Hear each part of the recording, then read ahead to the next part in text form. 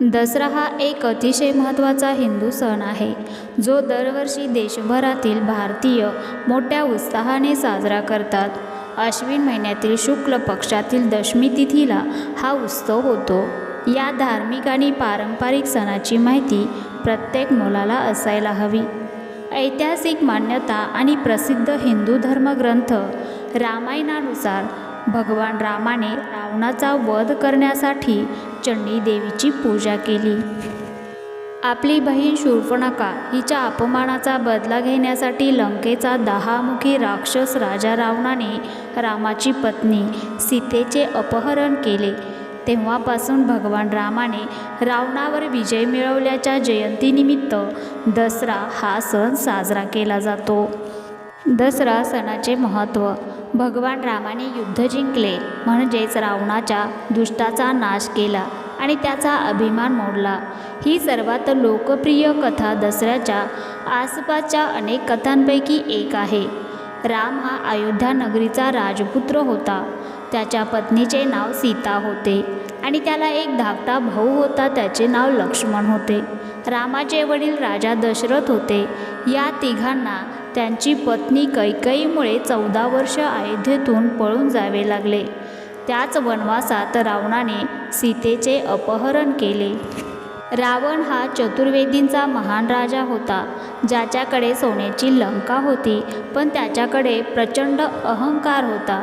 तो एक महान शिवभक्त होता आणि स्वतःला भगवान विष्णूचा शत्रू म्हणत होता.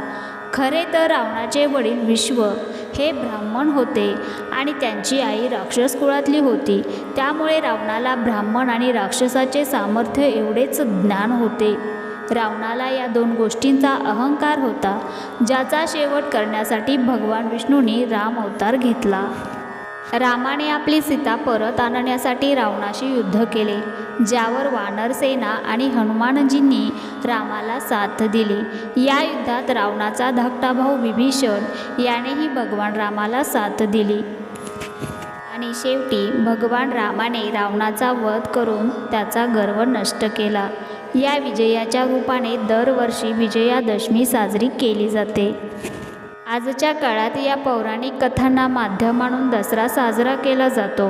मातेचे 9 दिवस संपल्यानंतर 10वा दिवस उत्सव म्हणून साजरा केला जातो, ज्यामध्ये अनेक ठिकाणी रामलीला आयोजित केल्या जातात, ज्यामध्ये कलाकार रामायणातील पात्र बनून राम रावणाचे हे युद्ध नाटकाच्या रूपात सादर करतात.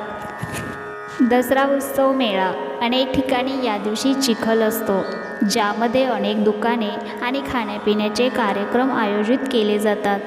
त्याच कार्यक्रमांमध्ये नाटके सादर केली जातात.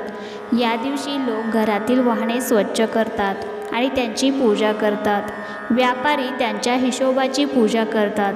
शेतकरी त्यांच्या जनावरांची आणि पिकांची पूजा करतात. अभियंते त्यांच्या साधनांची आणि त्यांच्या यंत्राची पूजा करतात. या दिवशी घरातील सर्व पुरुष आणि मुले दसरा मैदानावर जातात. तिथे रावण, कुंभकर्ण आणि रावणाचा मुलगा मेघनाद यांच्या पुतळ्याचे दहन करतात. दसरा उत्सव मेळा. अनेक ठिकाणी या दिवशी चिखल असतो, ज्यामध्ये अनेक दुकाने आणि खाण्यापिण्याचे कार्यक्रम आयोजित केले जातात. त्याच कार्यक्रमांमध्ये नाटके सादर केली जातात. या दिवशी लोक घरातील वाहने स्वच्छ करतात आणि त्यांची पूजा करतात. व्यापारी त्यांच्या हिशोबाची पूजा करतात. शेतकरी त्यांच्या जनावरांची आणि पिकांची पूजा करतात. अभियंते त्यांच्या साधनांची आणि त्यांच्या यंत्राची पूजा करतात.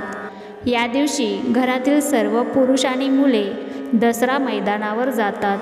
तिथे रावण, कुंभकर्ण आणि रावणाचा मुलगा मेघनाद यांच्या पुतळ्याचे दहन करतात. सर्व शहरवासियांसोबत हा दिग्गज विजय साजरा करा, माझा आनंद घ्या. त्यानंतर शमी आपल्या घरी सोने चांदी नावाचे पत्र घेऊन येतो.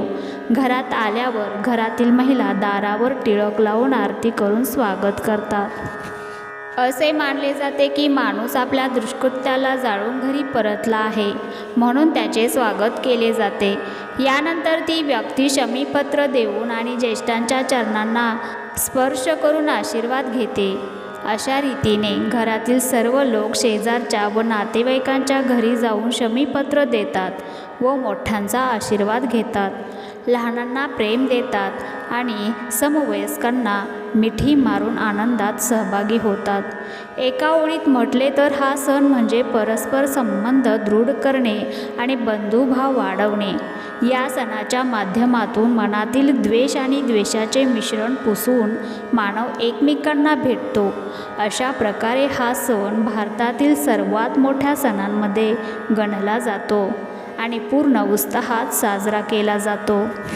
आपल्या देशात धार्मिक श्रद्धांमागे एकच भावना आहे, ती म्हणजे प्रेम आणि सदाचाराची भावना. हा सण आपल्याला एकतेच्या शक्तीची आठवण करून देतो, ज्याला आपण वेळेच्या कमतरतेमुळे विसरत चाललो आहे. अशा परिस्थितीत हा सण आपल्याला आपल्या पायाशी बांधून ठेवतो.